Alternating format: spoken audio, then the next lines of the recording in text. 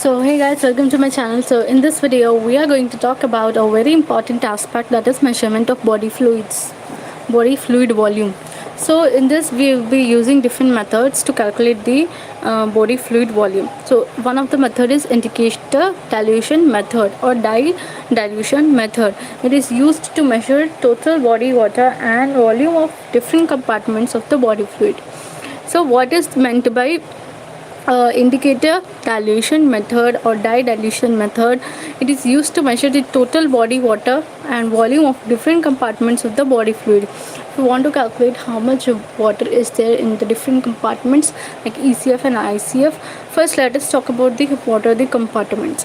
So talking about the compartment, if you focus here, so guys, if you focus here, this is interstitial fluid.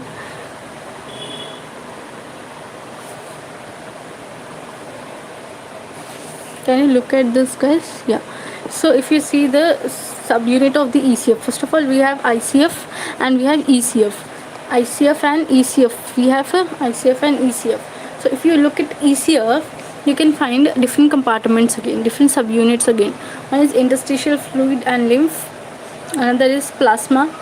Another is fluids in bones, fluid in dense connective tissues such as cartilage, transcellular fluid, cerebrospinal fluid, intraocular fluid, digestive juices, serous fluid, intrapleural fluid, and pericardial fluid, peritoneal fluid, synovial fluid in joints, fluid in urinary tract, all these. So if you talk about the interstitial fluid and lymph, percentage is 20% and the in liters it is 12 liters. Liters it is 12 liters. So guys, if you want to measure these fluids in the compartments, you need to do the indicator dilution method or dye dilution method. So talking about the compartments, subunits of ECF, ECF is divided into interstitial fluid and lymph and plasma and fluid in bones, like that is synovial fluid.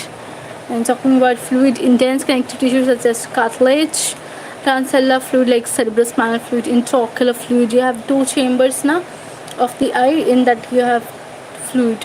Digestive juices, serous fluid, intrapleural fluid, pericardial fluid, peritoneal fluid, synovial fluid in joints, fluid in urinary tract.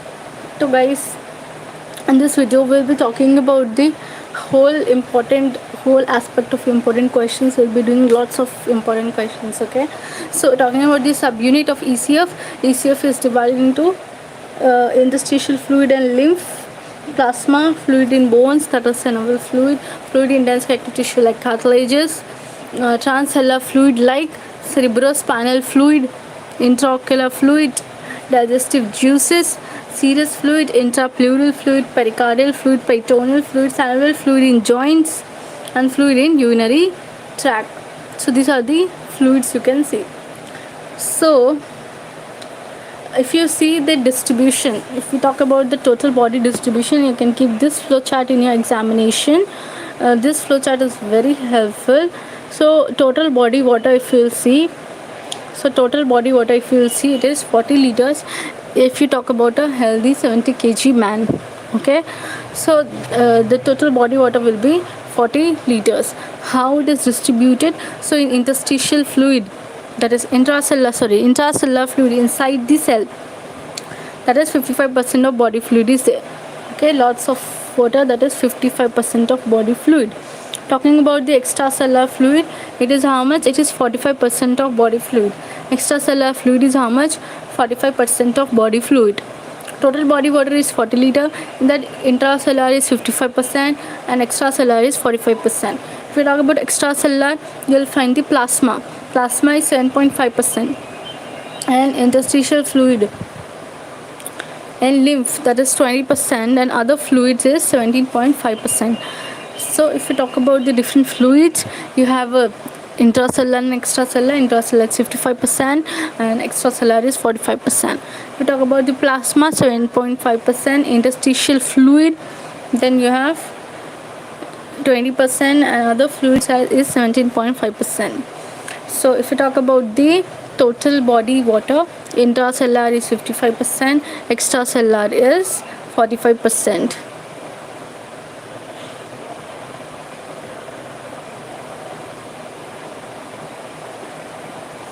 Interstitial fluid is 20%, plasma is just 7.5%, you can see, and other fluids are 17.5%.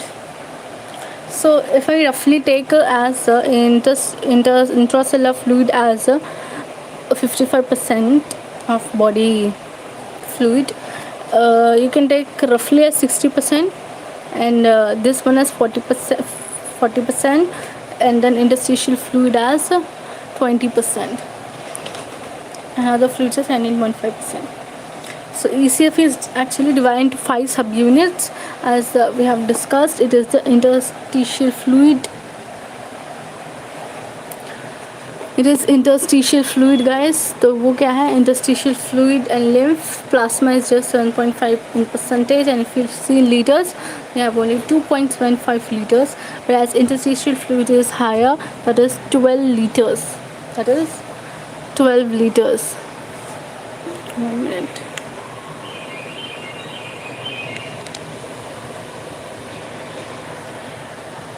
That is 12 liters. Talking about the plasma, it's just 2.75 liters. Fluid in bones, fluid in dense connective tissue. If you talk about transcellular fluid, that was cerebrospinal fluid, intraocular fluid, digestive juices, serous fluid. In serous fluid, you can have again intrapleural fluid and pericardial fluid and peritoneal fluid, and synovial fluid in joints and fluid in urinary tract. It is about 3.25 liters, guys. How much? 3.25 liters. Okay, so this is the water content. If you talk about the total body water, you have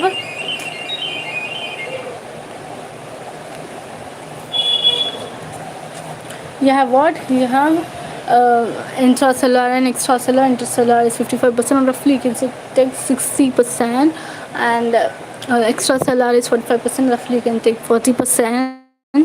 And plasma, in extracellular fluids you can have plasma, mainly interstitial fluid and lymph and other fluids. Then if you talk about the plasma, it is 7.5%, and interstitial fluid is about 20% with lymph. The fluids is 17.5%. So guys, this is all about the compartments of the body fluids. Okay, the volume of interstitial fluid is about 12 liters. How much? 12 liters. Now let's talk about the composition of body fluids.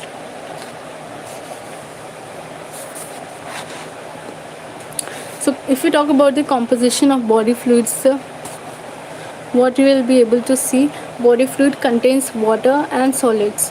So body fluid, they contain water and solids are organic and inorganic substances.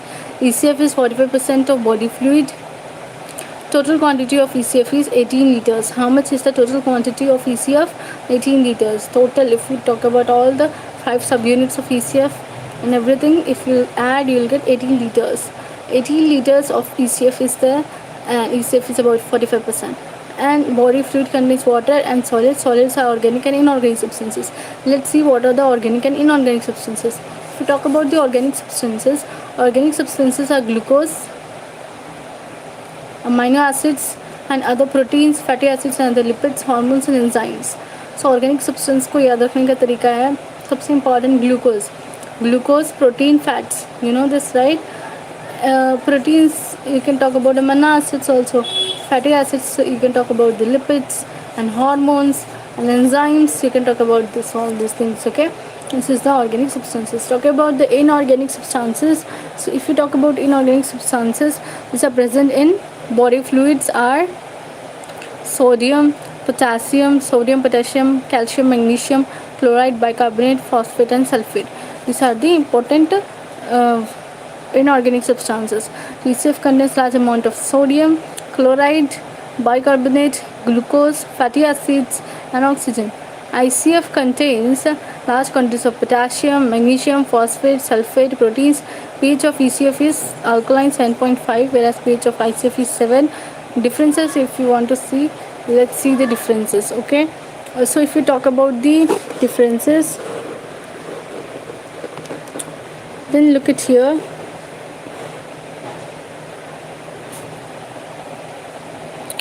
Sodium कितना है? Sodium कितना है? 142 milliequivalent per litre in the extracellular fluid. Extracellular fluid में ECF कितना रहता है? 142 milliequivalent per litre. And ICF कितना है? 10 milliequivalent per litre. Okay, sodium, if you see, it is more in the ECF. So sodium is the mineral, is the inorganic substance of the ECF. It is more in ECF because trick to remember which one is more in ECF.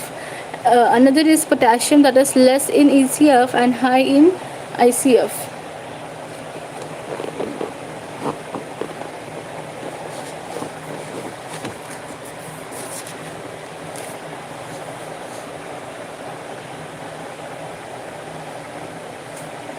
Okay, so if we talk about the potassium is 4 milli equivalent in the ECF and ICF 140 milli equivalent. So guys, if we talk about the sodium is more in the sodium is more in the ECF. It is an ion of the ECF. And if you talk about the potassium is more in the ICF. It is an ion of the ICF. So roughly you can remember, in ECF sodium is 140 and in potassium the ICF is 140. In ICF potassium is 140. So दो बढ़ा के sodium बोलना. And potassium तो ICF का ion है, because कैसे याद रखिए कि सोडियम ECF का है एंड पोटेशियम ICF का है. To remember, you can remember from a simple trick. That's a very funny trick. Sodium जो है, सोडियम ECF में रहता है, बिकॉज सोडियम will say ना, cell will ask you want to stay inside the cell, so he'll say no.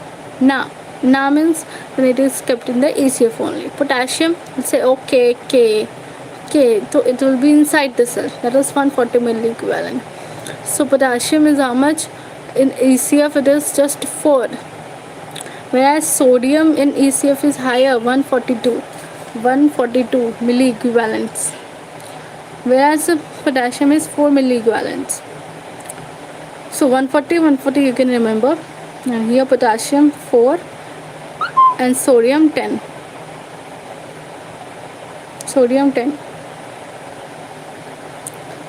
Let's talk about the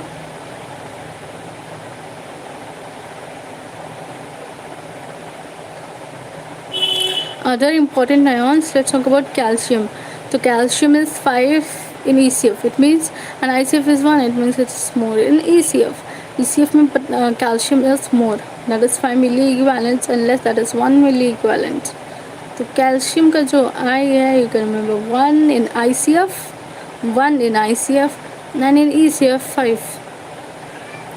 Magnesium 3 and 28 means magnesium is more in the ICF. Bicarbonate is more in the ECF. There is plasma and interstitial fluids and all. Chloride is more in the ECF. Phosphates are more in the ICF. That's why the cell is negative inside.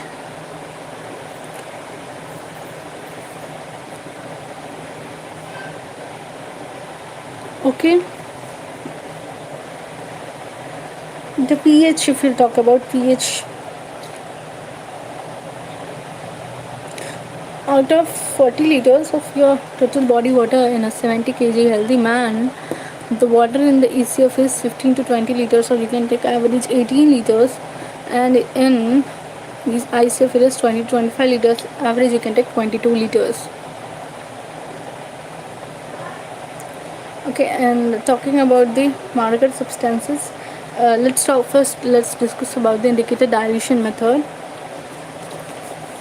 Okay, so indicator dilution method, what happens is, what is the principle is, in indicator dilution method you can measure the body fluid volume, and first what you need to do is have to take a known quantity of a substance, and such substance should be a dye, and if it is administered in a particular compartment, and then such substances are called as the marker substances or indicators. After administration, After administration, the marker substance is allowed to mix thoroughly with the fluid. And when it mixes thoroughly with the fluid, then a sample of fluid is drawn and concentration of marker substances is determined. Substance should be a radioactive substance or other substances whose concentration can be determined by using calorimeter. Such substances are generally used as marker substances.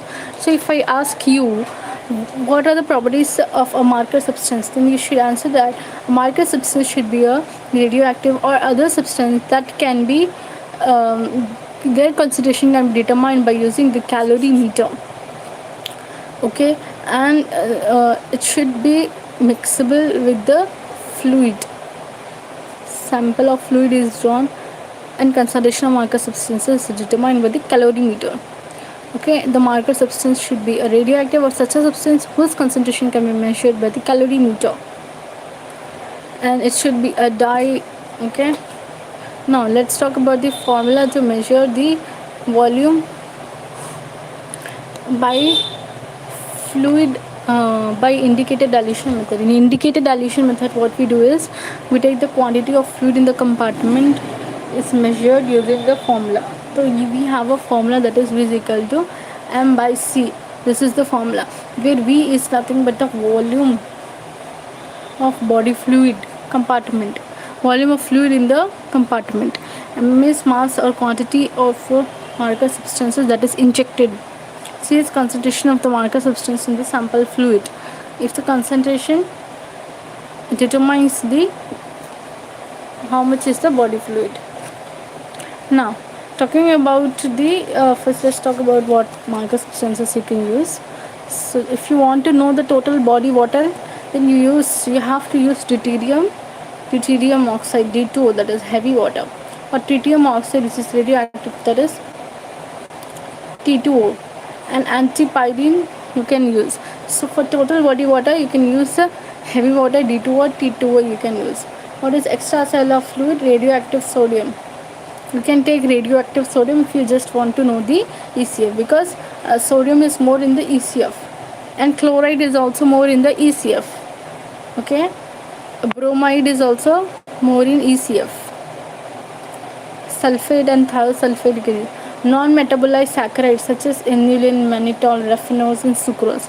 Inulin also used for the GFR, to measure the GFR of the renal function test. In kidneys you can use. In plasma where you can use radioactive iodine you can use. Radioactive iodine is 131 and Evans blue is T1824. This you can use. So radioactive iodine you can use in plasma. Iodine you can use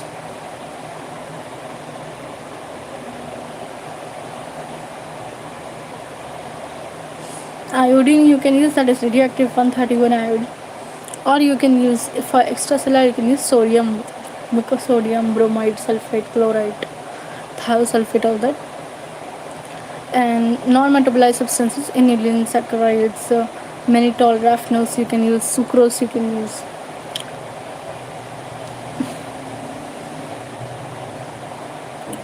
Okay, let's talk about another important aspect, that is the correction factor. What is correction factor? So if you look at here, some amount of marker substance is lost due to excretion through urine during distribution. So the formula has to be corrected. Okay, because whatever your substance you are injecting, that is excreted also by the kidneys. So you have to do its correction. Volume is M minus amount of substance excreted by C. The volume you have to correct. Volume is M by C we have did now. So but you have to subtract amount of substance excreted from the M. What is M? Total quantity of marker substances that is injected. V is volume of the fluid in the compartment and C is the concentration of the marker substance in the sample fluid. Okay, so this is the thing.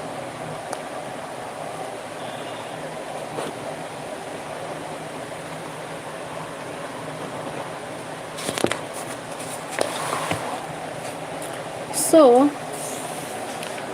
let's talk about another method, that is uses of indicator dilution method.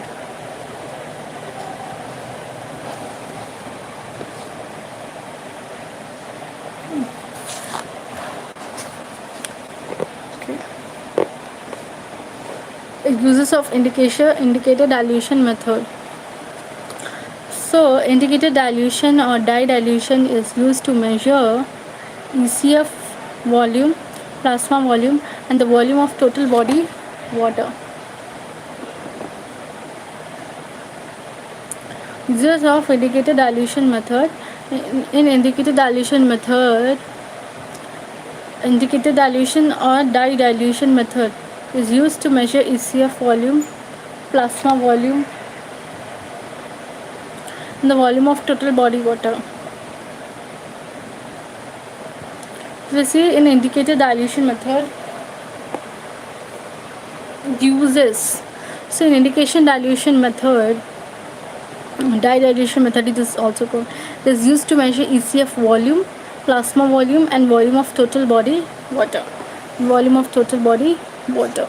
So if you see here characteristics, so what can you do from the indicator dilution method? You can measure the ECF volume. Okay, you can measure the plasma volume. You can measure the total body water also. In characteristic of marker substances, there any substance used as a marker substance should have some qualities. Suggestion box 5.5.1. ठीक है, तो what are the quality of the marker substance that is going to be used? So if you see here, what are the characteristics? It should be non-toxic first of all. ऐसा नहीं कि check करने के लिए आपने toxins inject कर दिया. It should be a non-toxic. Must mix with the fluid compartment thoroughly with reasonable time. Within reasonable time, it should be mixable. Should not be excreted rapidly. If it is excreted rapidly, then you cannot measure it. Should be excreted from the body completely with reasonable time. In that amount of time, it should be excreted. Should not change the color of the body fluid. Should not change the color of the body fluid. It should not change the color of the body fluid. Should not alter the volume of the body fluid. Body fluid volume should be remain same, or else it will be waste of using such a substance as marker if it is increasing your body volume itself. So first of all, it should be non-toxic. Other thing, it should be properly mixable with the fluid compartment within the reasonable time. It should not be excreted rapidly. It should be excreted from body completely with reasonable time. It should not change the color of the body fluid. Okay, now let's talk about the measurement of total body water. One more thing about the marker substances used to measure fluid compartment, different fluid compartment. So as we have discussed in the previous tabular column, that the marker substance are different for measuring different body compartment, different fluid compartment. Okay, so for the total body water, you can take the D2O and T2O, T3O, and you can take antipyrine. Okay, you can use this as we have discussed. Okay, and for extracellular, you can use sodium, radioactive sodium chloride. You can use bromide, sulfate, thiosulfate, non-metabolites like inulin, mannitol, rafnos. And for measuring the ICF, you can use the radioactive iodine, and Evans blue you can use. Now let's talk about the how to measure the total body water. So for measurement of total body water, what you need to do is, by using a marker substance which is distributed to all the compartments of the body fluid. So substances are deuterium oxide and tritium oxide and antipyrine you can use. In deuterium oxide and tritium oxide, they mix with fluids of all compartments within few hours after injection. Since plasma is a part of total body fluid, concentration of marker substance can be obtained from the sample of plasma. Formula for indicator dilution method is applied to calculate total body water. So you can apply the formula of indicator dilution method.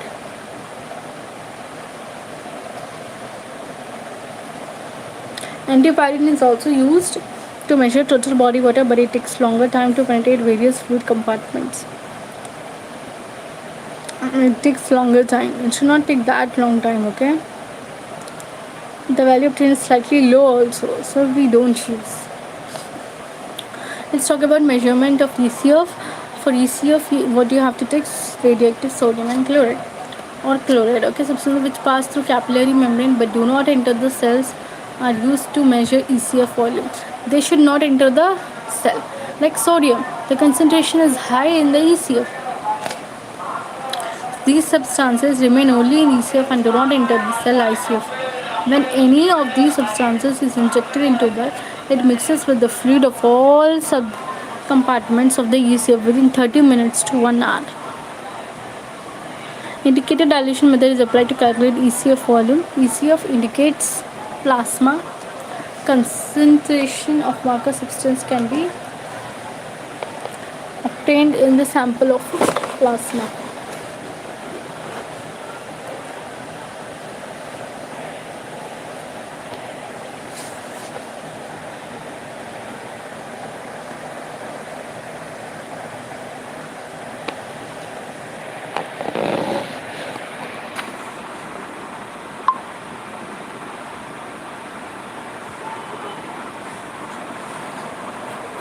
Okay, there's some disturbance.